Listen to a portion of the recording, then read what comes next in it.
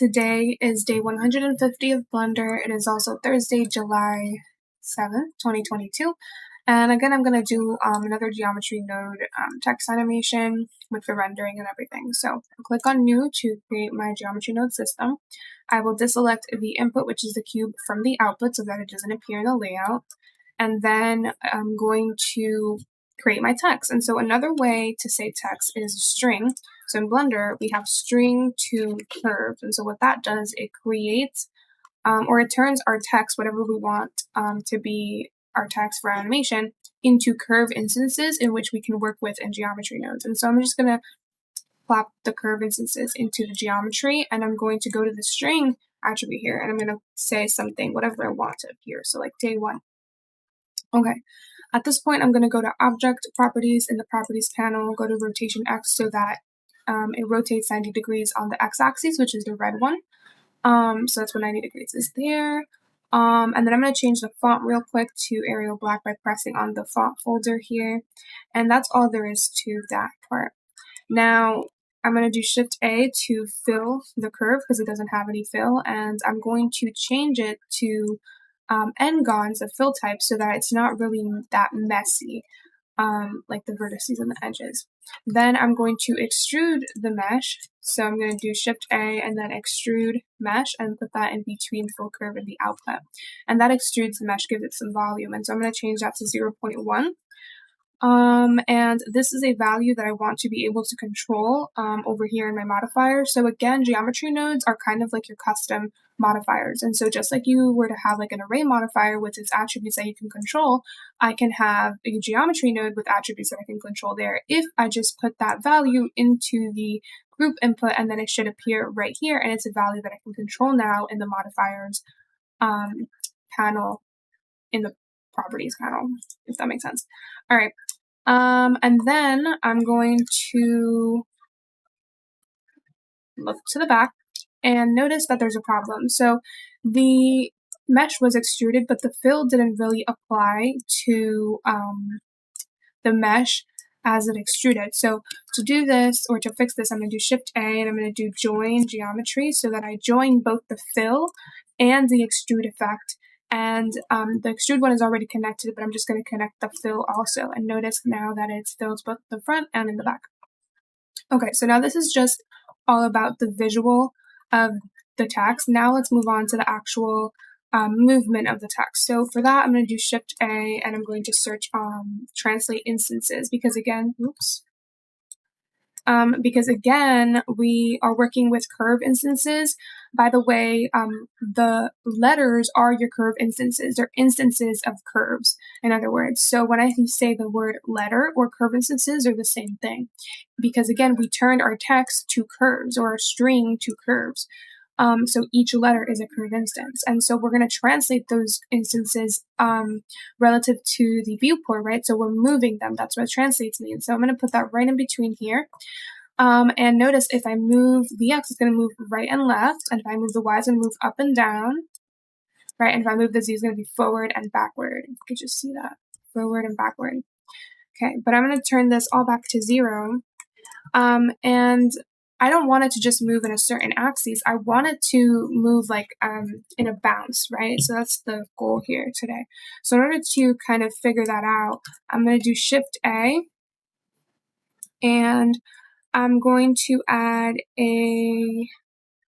well, first of all, in the layout, I'm going to do Shift A, and I'm going to add an empty as a plain axis. And that's what I'm going to use to be able to control the letters, or each individual letter of the text, while in comparison to like what I had before where all of the letters moved at the same time.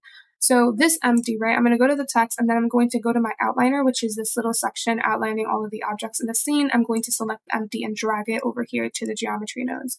Now what I'm going to be doing is I'm going to be measuring the distance between this vector, this location of the empty, and the individual letters of the text. So I'm going to do Shift A.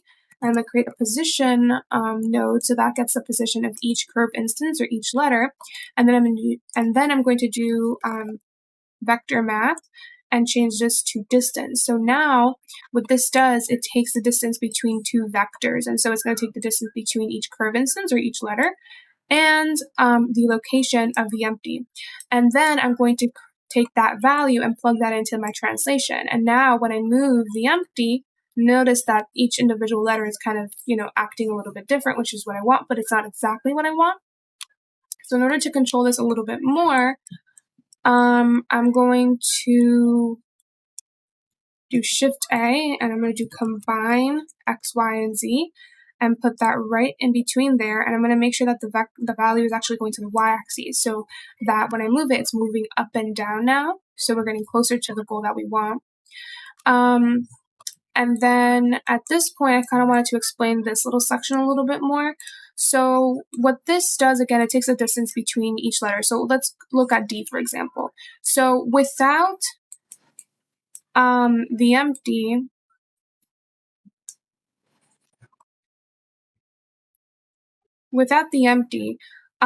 notice that the letter D is 0 distance away from the empty, right? Not without the empty, without the translation being that. But notice again, the distance between D and the empty is 0, right? And so what I'm doing over here, all I'm doing is taking the position of D and the position of the empty and getting that distance. And so we already know that it's 0. And so when we take that value and put it into the translation, right, it's going to end up being 0. So again, we see the same thing. Even if we translate, it's translating 0 because the distance between the letter and the axis or the empty is 0. And so that's why it's moving. It's not moving because the value of the translation is 0. So that kind of explains this a little bit better. Now, if I go to front view by pressing the button under the escape key and hovering over front, and I move the empty by pressing G and X, I notice that it just keeps on going upward and upward and upward. Now, in order to fix that, what I'm going to do, I'm going to click on Shift A and do a multiply, math value. I'm going to put that right in there, and I'm going to select multiply so that I can control kind of the height that it goes to. So if I do this now, it kind of goes a little bit down there because the multiplier is 0.5. But if I do 2, it's going to go higher, right? Oops. It's going to go higher now if I move it along the x-axis. It's going to go higher. I just realized this should be right here. Okay, there we go. It should go higher. And the higher we have that multiplier value, the higher it goes, right? So I also want to control the movement a little bit more. So notice that the closer I am to the letter D, the lower it is, and the farther away I am from a letter like Y, the higher it is. I want the opposite, right? So in order to fix that, I'm going to do Shift A and then write color ramp and put that right in between here. And now I'm just going to click on this and click flip color ramp. And so now it's the opposite. So the closer I am to a letter, the farther away it is or higher it is. And the farther away I am from a letter, the lower it is, which is exactly what I wanted. So now we can clearly see that there's like a bounciness in there, right? And again, we can see really the effect of the multiplier. If we move the empty and I do GX, notice that it doesn't move past like this certain line over here because it's like 1. And if I use the multiplier, right, and I change, well, at this point it's, let me go back to what it was 0.05. Let me redo that. Okay, if I select the empty and I do GX, notice that it's barely moving anything. Now, if I change the multiplier to be 1 and I move the empty, now notice that it's going all the way up to this line, and it won't actually ever pass that line unless, right, I change the multiplier to be 2. But look, so it's never passing that line. And so if I change the multiplier to be 2, right, again, I'm multiplying the distance that it's going. And so now it's 2 and it's never passing that line. Okay, so that's how that works. Let me go back. All right. So I'm going to change it back to 2, and I also noticed that if I move the empty, on a constant speed, I notice that the letters are going at the same speed. And what I want is I want them to go fast until they reach the top, and then slow down, and then go fast when they reach the bottom. Because in physics, right, when you reach the top, you have a velocity of 0. And so I want it to accelerate as it goes down, and to accelerate as it goes to the top, but then kind of slow down once it is at the top. And that's what I want to do. And so in order to do that, I'm going to, first of all, delete this horrible drawing and select my letters. And I'm going to do Shift A and do a float curve and put that right in between there. And I'm going to select this and kind of curve it now, so that when I move the empty, now I notice if I move it at a constant speed, I notice that if you just take a look at the D, it goes fast once I get close to it, and then it slows down at the top, and it goes down fast. So fast, slows down, fast. Fast, slows down, fast, as I'm going at a constant speed, and all the letters are also following suit. So that's good. All right. And then I believe that's pretty much it. Now I'm just going to change the color of it. So I'm going to set material and put that right in between there. And I'm going to go to material properties and give it a certain color that I like. Let's go with this. Oh no, I did yellow, not yellow. I did orange yesterday, so can't do that again. Let's green maybe this color. Maybe this. I don't know which color I want. Maybe this one. Okay, so I'm going to go to base color, go to hex, and then paste that hex code in there. And the reason we're not seeing this right now is because 2 things. We're not a material preview, and the base color is actually changing the color for the cube. And again, the cube is our geometry input, which we are not outputting in here. So we actually have to set the material to be the specific material we just did, and now we can see it. All right, so that's what it's looking like so far. Another thing I wanted to kind of mention, if just how we kind of controlled the value of the scale here, or the extrusion of each of the letters, I can also control the height that it kind of goes. So I could put that value of the multiplier into the input, and then I can control it here. But I could also, if I go to the object information and just take the scale, right, I can set the scale value of the empty to be the value of the multiplier. And so now when I change the scale, right, or if I do GX, notice that if I change the scale, the more the height or the distance that it travels also changes. And so that kind of helps as well. All right, and now let's get to the render part of this. By the way, this system I learned from Friday Lab on YouTube, and I also cite him in each of the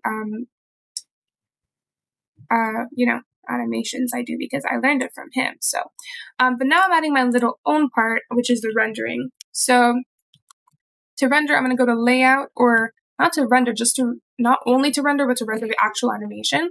So first of all, I want to do Shift A, mesh plane, S to scale. Let me turn on my shortcuts real quick.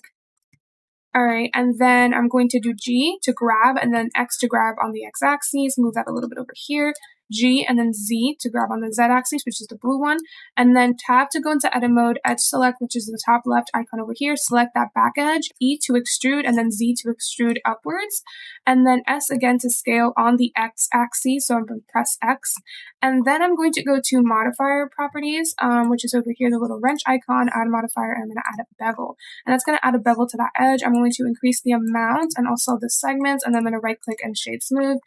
Okay, so at this point I'm going to go to rendered preview, which is the top right little world icon over here, and I'm going to select the light over here, and I'm going to go to object data properties, and I'm going to change it to be a sun and the strength to 3, and I'm going to deselect shadow so that there are no shadows, and then I'm going to just do G to grab it on the y-axis, and then R to rotate so that there is some really nice lighting here.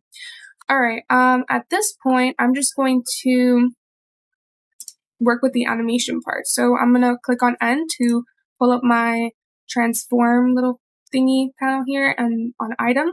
And I want my animation to start at frame 1 and end at frame 80. And so I'll select the empty, which is what I'm trying to use to control the letter movements, right? And so I'll select the empty, GX, and kind of move it until right before it starts affecting it. And so that specific position is how I want it to start.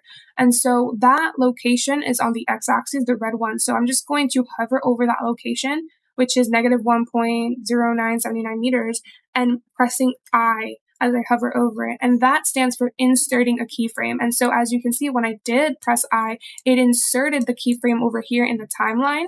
And so now at frame 1, it starts at that position. And so now if I go to frame 80, I want it to end at a certain position. So I'm going to grab that empty again and then do G to grab on the x-axis by pressing X, and then kind of figuring out the position to where it kind of stops affecting like the 1, which is kind of right about here.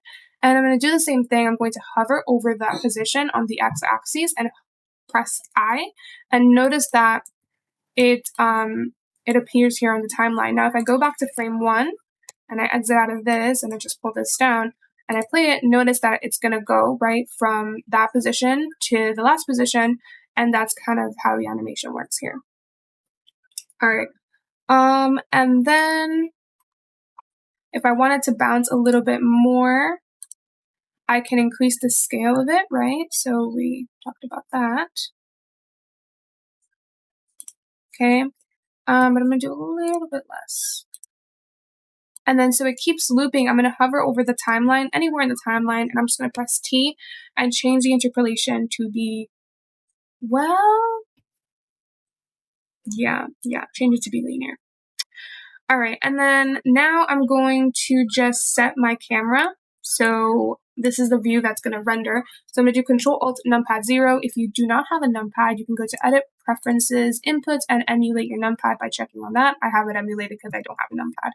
And again, I'm just to press out of that Control Alt Numpad 0 mode, you press your middle mouse button, and then to go back to that view, you press on 0. But I don't want that because it's too small. So Control Alt 0, just play around until kind of favors your liking. It's a little too far away, maybe a little bit more here, maybe a little bit more here. So I'm at 0. Maybe a little bit more here. And that's pretty much it. Maybe I just want a little bit more closer.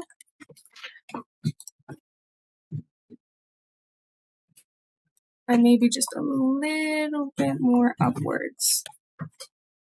A little bit more upwards. Nope. Back. Nope. Maybe I could just change the resolution here because this is taking too long. Hold on, just do a little bit like that. A little bit like that. I need the X to be...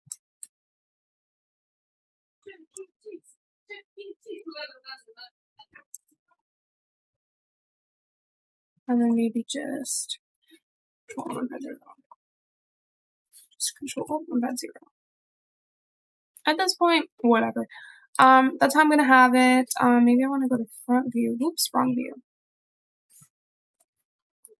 And just at this point, I'm going to now go to Output Properties. Where is it?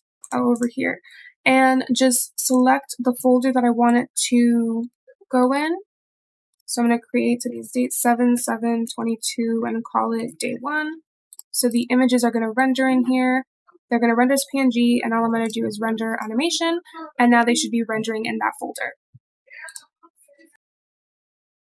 Alright, so right now I'm at the folder in which I selected for all the frames or all the images, right, to go into, and so you can see that it starts at 1, ends at 80, just like I told it to in Blender. So I'm going to click on X over here, and now I'm going to go back to Blender and click on the plus icon, and then go to video editing, and video editing again.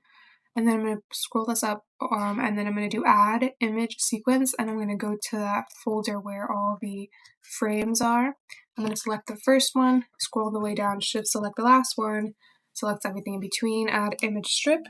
And now what I'm going to do is just render this animation, because now all of the frames are just put together kind of as a video, and it's now easier for it to render.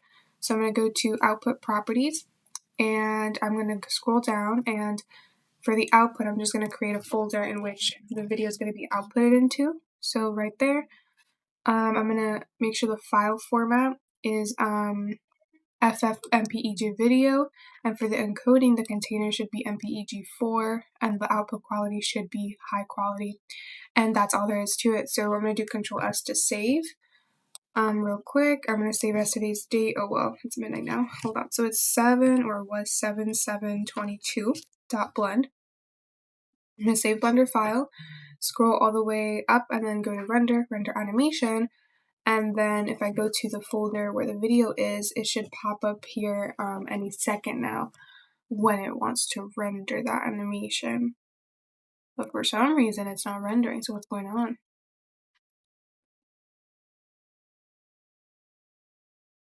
Weird.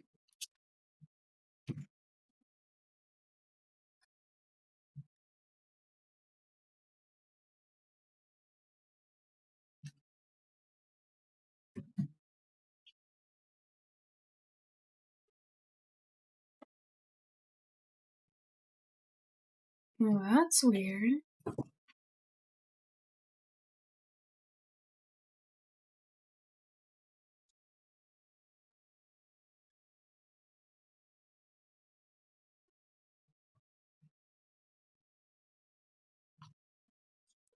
Alright, I'll be right back. Let's see what's happening.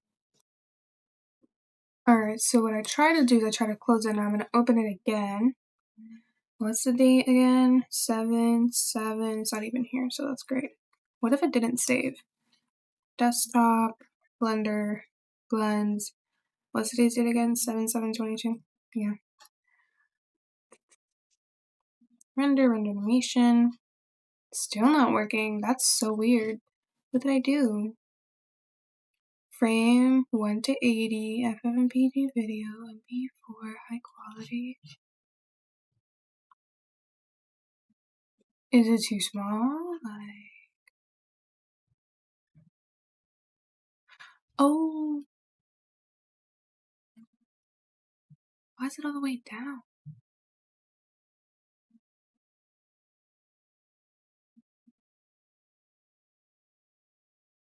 Still not working. I wonder why. I'll just open a new blend then. Create a new one.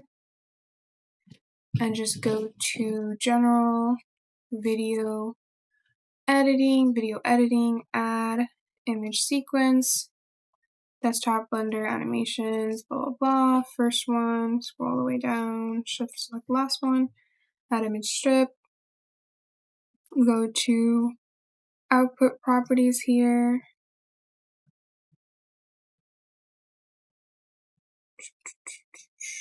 stop at 80.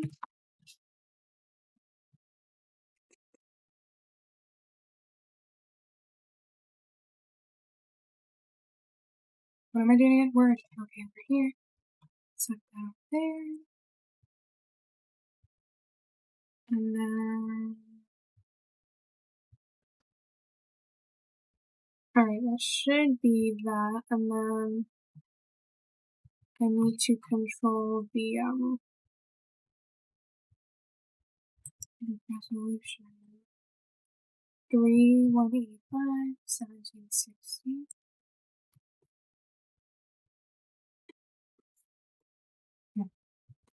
Save or not an animation. It's still not working. I wonder if it's because of the resolution. Let's go back. Ah, it is because of the resolution. Why did it? That's so weird. I don't know why it didn't, I guess I'm gonna go back over here and change it to 1920. and 1080. That's so odd. I kid you not, I don't even know what I'm so confused. I don't even know why this didn't work over here. I don't know. Anyway, I guess the camera thing was off. That doesn't really matter. So, at the end of the day, desktop Blender, animations, day 1 video, and it should be here. And this is the, oh my god, this is the final result. Okay, bye.